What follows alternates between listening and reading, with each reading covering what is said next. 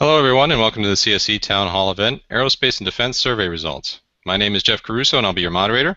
I'm Senior Managing Editor at CSC, and we are very proud to bring you this CSC Town Hall on some very interesting findings. Recently, CSC teamed up with the Aerospace Industries Association on the 14th Annual A&D Survey. They polled senior executives at aerospace and defense companies and got their insights into some key trends, including innovation, technology modernization, defense spending, government regulations, and more. You can find the full report on CSC's website at csc.com/2015 A&D survey. That's 2015 A&D survey, all one word. Today we have representatives from CSC and the AIA who are close to the survey. They are here to talk about the highlights of what they found and take any questions you might have. Before we introduce our panelists, I'd like to let you know this event is being streamed online, not only inside the Town Hall environment at csc.com, but also on CSC's Google Plus page and on our YouTube channel. Viewers are welcome to submit questions that you'd like for me to bring to the panel's attention.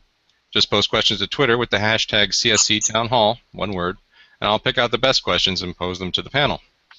Our first guest today is Bill Koss, and Bill is Assistant Vice President for Contracts and Finance, National Security and Acquisition Policy for the AIA. Bill, glad you could join us. Yes, thank you for having us on, and thanks for letting us participate in the survey that you do annually. It's very good. Thanks. Next is Tim Ellis, and Tim is Industry General Manager for Global Aerospace and Defense at CSC, and a repeat guest on CSC Town Hall. So, Tim, welcome back to the program. Thanks. Great to be back. Always happy to be here. Next is Joel Moss, and Joel is Principal for Big Data Strategy and Execution in Manufacturing at CSC. Joel, thanks for being here. Hey, good morning, and thank you for the opportunity to be here. Thanks, everybody. Now, Tim, maybe you could start us off here by just highlighting some of the key results that you found in the survey. Sure, absolutely. I think it was a very interesting kind of set of results this year, and we obviously with just 30 minutes we won't have a chance to go too deep into them. But there's really some, I think, interesting trends starting to develop. First of all, you know, the things that we saw in prior years around pricing pressure, both in the commercial and the defense side, continue, right? So on the commercial side, you're seeing pressure to innovate, to drive more innovation into products, and to still lower the cost. And certainly then on the defense side, you're seeing a push towards either reductions in budget, continued push there, or reallocation of existing budgets. So it's a bit of a challenging environment on the defense side. And then I think from a customer perspective, I think you know, many of the manufacturers themselves are not taking this sitting down. They're trying to revise their strategies to really attack the market. So it's really about cross-selling and upselling. It's about globalization, right? It's about expanding your footprint into other areas around the globe where your products are relevant. And then you know, I think there's an aspect of that as they try to do that then ties back into the area where Bill is really expert around regulation and how you know, the government can either enable or hamper their abilities to do it. And then finally, you know, the thing that I think has been a topic for a number of years, but is really starting to reach a fever pitch, is around talent management, the ability to attract new talent, and some of the actions that folks are taking to do that. So I think it's a pretty interesting set of results to dig into. Okay, thanks. Now, Tim alluded to this. Bill, how do the survey results reflect some of the changes that have been happening in the industry, such as reductions in government spending and tightening of regulatory requirements, that sort of thing? Right, and those are not necessarily new things with sequestration and all the problems that it's causing for the industry. It's a huge issue that needs to be resolved. The regulatory side of things does a lot to preclude some businesses from joining into the industry, particularly the smaller companies. We're seeing it difficult for them, not being prepared to deal with government oversight the way that the large primes are. When you bring in the investment restriction, what you're really doing is hampering future investments that the industry wants to make, that the government says they need in order to have technological superiority, and yet companies are hesitant because of the exposure that they're creating for themselves because of the lack of investment that is planned by the government at this point. Okay, thanks. Joel, I want to bring you in here as a former Navy pilot, now as a specialist in big data and analytics. You've seen transformation in the industry. What are some of the key takeaways from a technology standpoint? Yeah, sure. I think, if you look at the three modernization strategies that were called out in the report, near and dear to me was improved integration and data sharing. So I think developing a technology puts more data on the battlefield and in the cockpit from a commercial standpoint, and better yet, all the way down to the shop floor, and the need to protect that data while it's being transferred. When I began my career as a pilot, we carried maps into the cockpit that I had annotated with threats with a magic marker.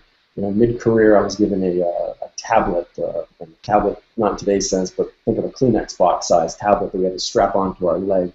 But that had a download of database threats before we got out to the mission. Near the end of my career, we had a standalone system in the aircraft that was receiving real-time threats from a satellite downlink.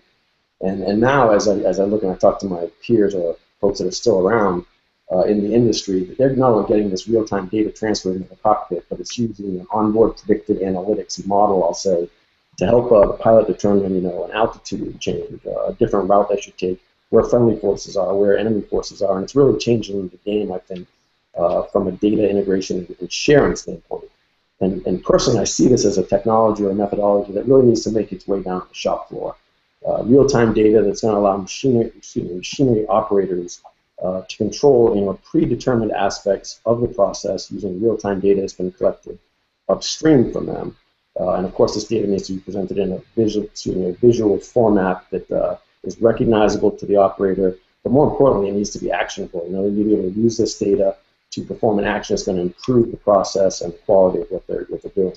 So I look at it as either predictive, showing what might happen given the current environment of the manufacturing process, or prescriptive, allowing the operator to actually make a change to something that's going to happen if the current state of events are kind of followed.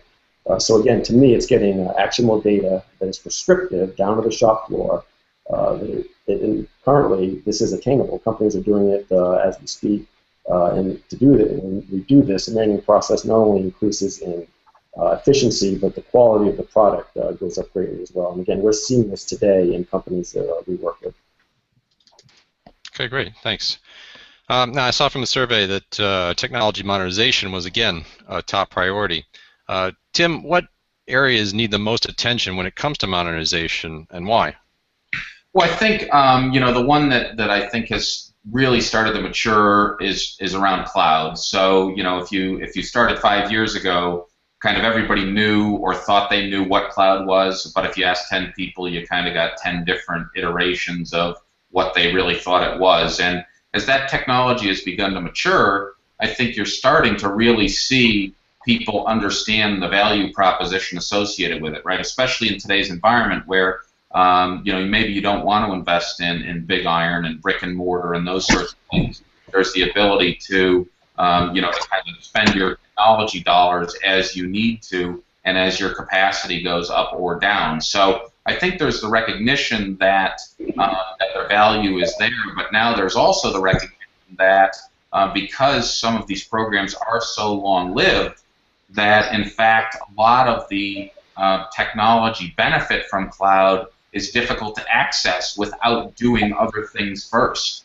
So what you end up with is people who are finally saying, yes, I see the value, let's go, and then realizing, well, wait a minute, I've got COBOL applications written in the 60s and 70s and other things that are prohibiting me from taking full value of that. So now you have to take a step back and really look at a comprehensive program to modernize. It's not just about, hey, can I get out of the business of owning hardware? It's I have to actually take some steps to modernize my applications, enable them to run on the cloud, and move forward that way. And then, tying into what Joel talked about, I think the big data discussion is still a little less mature. So, if you think of big data, you probably could get 10 different answers from 10 different people, but that's starting to mature as well. And I think people are starting to get their minds around the questions that they can now ask, the different ways that we can access and utilize that data, and I think you're going to see that kind of explosion over the next 3 or 4 years as people really start to try to leverage that. So pretty exciting from a technology perspective and the advantage that the business can gain by really leveraging. It's not a cost center anymore. It's a driver of business value. Right. Okay. Thanks. All right. So now, based on the response to the survey, the regulatory environment appears to be an obstacle to competition for work as well as investments in R&D. So, Bill, can you talk a little bit about what you see the future holding? Sure, and it's a very good point, and also this points to the power of the survey that you've put out because you've allowed for anonymous input from significantly high-level people. Regulation is obviously necessary in an industry like this. The question is, how is it being implemented? We see several areas where they're over-regulating industry, or they're interfering too much, which drives costs up in an area when they need to drive costs down. We see everybody out there in the government wants to make sure that they're doing the right job, and they do. But if they over-audit, for example, or if they over-require some particular regulations, they add in costs at the subcontractor level, at the prime level, all the way through. Also, it's not just the regulations, but it's also how it's implemented overall. For example, you mentioned R&D, and people they seem to think that R&D is not being spent or invested in. It is. It's just not increasing. There's, you basically have this, your independent R&D is supposed to be independent. The problem is the government is looking for oversight over how companies are spending their independent R&D, and they want to approve what effectively should be left to industry to decide on how to invest. So it's not that there's a regulation that says they have to approve it. It's just that the practice is that they want oversight over how companies are spending their money. And then this, in effect, restricts what industry will invest in. And if you think about there's some game-changing technology out there, it might be that the technology is inhibited by how the application is being foreseen. Okay. Well, could you expand a bit on how these factors are changing the landscape of the A&D industry from a competitive standpoint? I mean, how is this impacting the traditional contractors? Well, the environment is pretty similar to what it has been historically. They're obviously affected by it. The prime contractors, they're used to dealing in that environment, and they'll find their way through. The question is, are they preventing other players from coming into the industry, or are they going to cost industry themselves too much to comply, and therefore inhibit what the government can actually expect to get for their money? Okay, thanks. All right, at this point I wanted to remind our audience that if you do have any questions, now's a good time to submit them. You just post them to Twitter with the hashtag CSC Town Hall as one word, and we'll get to them as we go. Now, Joel, maybe you can describe some of the potential impacts that big data and analytics can have on operations. Like, what sort of technology is out for big data and analytics? Yeah, so I'd like to maybe speak a little bit on what we call here at CSC. We call it predictive quality. Currently working with one of our industry partners, we've been able to develop an inspection process that has embedded analytics in it. The goal of this is to increase their yield, decrease their scrap rate, and overall maybe reduce their warranty costs. I like to use an example when I talk to folks who aren't really familiar with the operations part of this, and that is when you grill a steak. Everyone thinks can grill a steak and knows how to do that. And we go to the store, we buy a steak, we know that our grill needs to be at a certain temperature, 500 degrees, let's say, plus or minus 10, and we use our favorite marinade. And 9 times out of 10, you get a good steak. If you could really look back at the history of all the steaks you've made and all the temperatures you've used and the steak you've used, you might find out that when the temperature is at the low end of what you're looking for, maybe 490 instead of 500, and the steak's a little thicker than you'd like it to be, you just get a bad steak. You're not really sure why. So if you really go back and you look at every one of the steaks you made, you look at the inspection that you could have done, which companies now are collecting historical data or data that has become historical in huge quantities. So they really do have the ability to look back at all the data, all the parts they've made, where those raw materials came from, what supplier they came from, weather data on the data that's made. And you can really go back and look, and you can determine what possibly causes a part to fail. And you look at it, as I said, manufacturer, instead of a 3-part steak process, we're talking thousands of inspections and processes that are going So I'll use an easy example. Let's say there are 100 inspection points inside of a manufacturing process, and they find that inspection number 25, number 50, and number 75, all within tolerance with the high end of their tolerance. And at the end, the part failed. If you look, normally you look back at your data and you say, hey, everything was in tolerance, why did you have a failure? What the big data analytics arena allows you to do is really look back and see which one of those inspection processes and the data you're getting tie together and eventually prove, or will give you a part that needs to be scrapped at the end and decrease the yield. So what we do is we look back and we really collate more data than people are used to thinking is actually being collected on themselves and in the industry. And we look at the numerous suppliers, we look at all the inspections, we couple that with the supply chain data, weather data, as I mentioned, and you're really able to predict that component A sourced from bauxite or aluminum from mine B in Australia during the summer month will ultimately fail the final inspection if 25, 50, and 75 with the high end of their range. So that's predictive analytics. And what makes it prescriptive, or what I like to say is the holy grail of the analytics, is really being able to say you don't want to source bauxite from a mine in Australia during the summer months. Instead, you want to source that bauxite from a mine in Colorado during our winter or summer, because we get a greater chance that although the inspection process will tell us that this part should come out at the end passing, it's not going to if you source your aluminum from a high humidity area in, say, the month of June. So to me, that's prescriptive. And we're currently doing this now with some tangible results. Okay, thanks. Now I see in the report that 68% of respondents report increased spending to protect against cyber threats. So Tim, maybe you could talk about why A&D firms are investing in cybersecurity. Yeah, well, I mean, I think first and foremost, it's hardly a week or two goes by that you don't hear about a major incident in that space, right? I think last week was the U.S. federal government, right? The reports out now say 4 million former and current U.S. federal employees' information was compromised. So nobody wants to be kind of on the front page of the Wall Street Journal with a security incident. So that's certainly an important consideration. But then also, the intellectual property that these guys have is a huge value. But that's the keys to the kingdom for them, right? So you look at the high value that others place on it, whether it's a nation state or even independent, hacker type elements.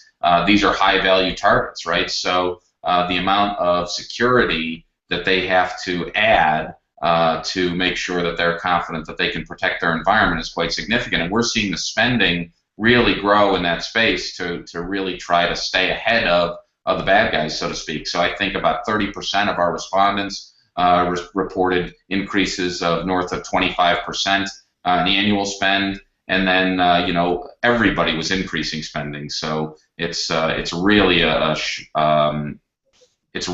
area where you can't get absolute certainty, but you have to invest to stay ahead of the bad guys, so to speak. And I think the real takeaway from that is that there are technologies, and Joel kind of talked about some of the big data technologies, but there absolutely are technologies that are allowing us to, for the first time, reduce cost at the same time as creating more secure environments. So that's an interesting kind of convergence of technology with big data and cloud and things like that allow us to really, in a secure way, drive down costs. So in the past, it was just spend more, and there's not a lot of certainty that additional spend is going to give you the result you want. And now there is an increased level of certainty, although certainly not absolute. Okay, thanks. Bill, I imagine you have something to add to that. Oh, yeah, for sure. The cybersecurity is so huge to this industry, and it's absolutely critical. It's a big topic, but anybody that plays in the defense aerospace industry needs to take it so seriously, and they do. They don't have any room for failure, and so all of the computer-related focus that you've seen out of your survey and the money that they're spending on it is definitely viewed as critical. Okay, thanks. All right, so going in a completely different direction, what about the trend toward consumerization of IT, bring your own device? We hear a lot about these trends in other industries. How much progress has the A&D industry made on this front? Tim, maybe you could talk to that. Yeah, I mean, I think that's an interesting one because I think it ties into the talent and the workforce, and it kind of plays in a lot of different spaces. I think not as much progress as certainly could have been made has been made. I think there's in A&D there is a view that says we have to keep the environment locked down, that security questions and access questions are either black or white. And in fact, there's a lot of gray in a lot of these areas, right? So when a new employee starts and they get a BlackBerry, not saying that a BlackBerry is not a good device, but they're used to having an iPhone or an Android platform. So it becomes a somewhat of a dissatisfier to that millennial person that wants access to their technology and something at least as good as what they have at home.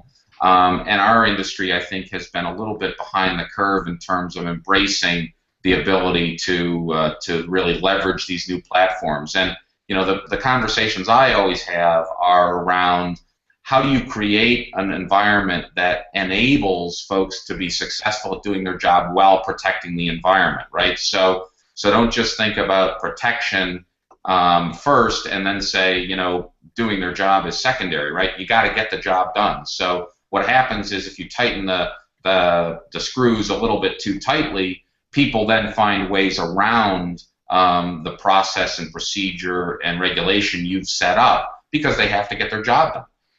So it's not that they're trying to do anything nefarious, it's that they realize I've got a job to do and I'm going to find a way to get it done. I was with a customer not too long ago. They don't even allow camera phones on their site, and a lot of these millennials come in and they're like, is there even a phone you can get that doesn't have a camera? And in fact they've bought up quite a supply of old phones that don't have cameras so they can distribute them. But the reality is, you've got to find a way to coexist with that new technology, especially if you want to attract and retain young, fresh talent, which is a big challenge going forward. Yeah, I'm sure that'll continue to be a challenge. So as A&D companies look for ways to compete more effectively, what are some of the new business models that they're exploring, Tim?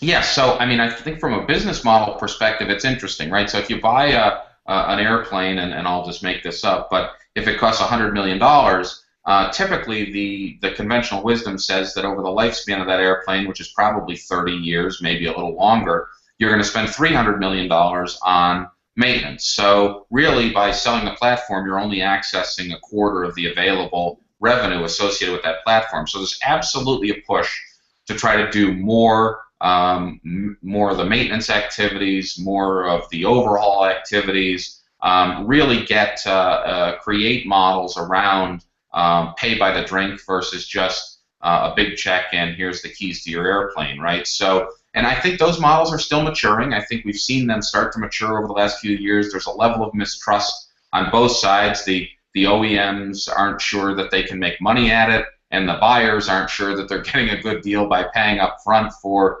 maintenance or pay by the drink instead. So there's some trust issues there that I think are getting worked through, and we're seeing that grow quite significantly. But I think that is certainly an area that folks are driving towards. And then from a region perspective, that's the other big area for growth, right? So you're looking at the BRIC countries. You're looking at those countries trying to push back into the aerospace industry, right? You're seeing Russia and China try to set up commercial aviation companies. You're seeing our OEMs and Western European OEMs trying to push into the Far East, into Japan and India. So it's really an interesting time, and it's pretty unsettled in terms of who's going to win. And if you think, well, Boeing and Airbus and those guys are kind of unassailable, you could have said that 10 years ago as SpaceX entered the market, right? And now is garnered quite a bit of share in the commercial space market. So I don't think it's in anybody's interest for anybody to sit back and go, oh, don't worry, we've got a big chunk of the market that's never going to change. Right. Yeah, I think that's probably true across any industry these days. So Joel, maybe you could talk a little bit more about what role technology is playing in helping these companies transform their business. Yeah, sure, and I'll dovetail a little bit on what Tim said about the aircraft industry, but I'll start off with a car example. When you buy a new car, the average person brings that car back to the dealership for its service, its warranty work. But as the second user, third user down the line tends to go more toward Jiffy Lube or Jimmy's Garage. It's not much different with the aircraft owners. The first person to buy a Cessna usually goes to a Cessna service center. Third, fourth generation owner oftentimes isn't necessarily located near one of those service centers. Is more of a recreational pilot, and will tend to use services that are more local, like the Jimmy's Garage. The issue with that is there's a lot of data that was being collected by the Cessna Service Center, for example, that was being used to improve the process, manufacturing process, being used to improve warranty information, how warranties are structured, and basically the whole customer experience. So all that data is now being, I'll call it, dropped on the floor by Jimmy's Garage. So what we're helping aircraft manufacturers do is to develop a service that can predict maintenance outside of the normal maintenance windows. And those who know the aircraft industry know that most inspections are done based on number of hours flown or events such as landings and takeoffs and whatnot. So a counter kind of will let you know when certain aspects of your inspection are due for warranty claims and just general maintenance. So what we're trying to do is be able to give an example to a pilot that says, we've noticed your right engine is burning a little more oil than we predicted based on its historical data and the use cases. And what we'd like to do is, we see you're flying to Topeka, and this is obviously, or Wichita, this is publicly available information from FAA sources. And kind of give, I think someone mentioned before, getting into the mall, and they say you should buy some Argyle socks. I think the pilot, before they take off, hey, you're going to Topeka, we'd like to do a free inspection on your aircraft while you're there, because we think there's a possibility that because you're burning oil, gasket B may be close to failing. So what this will do, if they can provide this service to owners, both first generation and all the way down to third generation, or further even, that'll attract customers or maybe help customers stay on that Cessna maintenance track where they bring the aircraft back to Cessna. And this is obviously great. They'll collect more data, help with their warranties, as we spoke to earlier, and really just improve both the customer experience and the manufacturing process overall. And I think, again, this is something we're doing today, and I think as the industry transforms into using big data in a prescriptive manner, I think we're going to see more value, not just in the manufacturing space, but the actual end user experience as well. Okay, thanks. Now we're nearing the end of our time, so I just want to give each one of you a chance for any closing thoughts, any key takeaways you want to leave our audience with. Joel, you want to go first? Yeah, just two quick ones. I think, in my time here in the big data analytics, as I go out to, especially in the A&D space, the A&D space is much like the intelligence community or the military. We're sometimes reticent to try technologies that have been proven or methodologies that are outside of our industry lane. For example, in A&D, your aircraft manufacturers, a lot of obviously engineers and smart technical folks, and it's hard sometimes to believe that someone in healthcare may have come up with a technology or methodology that is applicable to what you're doing. So I think we need to widen our aperture as an industry into looking at technologies and successes in neighboring industries. And the other thing I'd really like to leave people with is analytics and big data analytics is really a journey.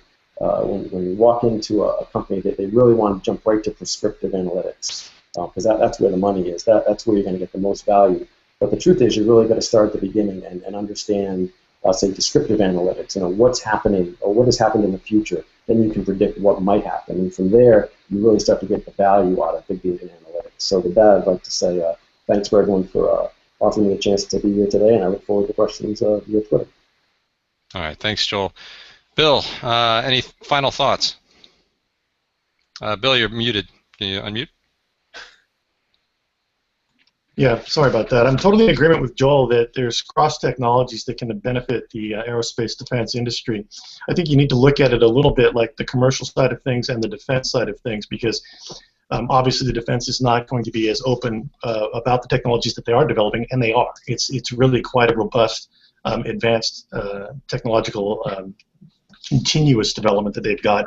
But all of those things that he's mentioning about implementing the big data analysis will lead to reduced costs and improved products in the long run for both. So it's obviously key and critical to the entire industry. All right, thanks, Bill. Tim, you get the last word. Well, we touched on it a little bit, but certainly, the people side of things and the graying of the workforce and the recruiting of the next generation of folks, I think not only has that been a trend over the last few years, but we're actually starting to see quite a bit of action happen in that space. So I think that's pretty exciting. And I don't know that there's an answer to find, but there's lots of companies that are trying things to attract that next generation. It's everything from enabling use of new and better technology to finding a better work-life balance and telecommuting becoming more of a norm versus forcing folks to be on site, less narrowly focused roles that allow people to add value across multiple pieces of the manufacturing and engineering and those sorts of things. So I think there's lots going on in that space, and I think it should be pretty exciting. And I think that the companies that can really find a way to grow those millennials in their workforce are going to have an advantage. So it's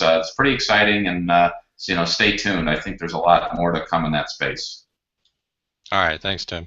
I want to thank everyone for joining us for this live CSC Town Hall event. The recording will be available shortly, but in the meantime, remember you can get the full report we discussed today at csc.com/2015 A&D survey. And as always, please visit csc.com/townhall to see what exciting topics we'll be covering in the coming weeks. Have a great day.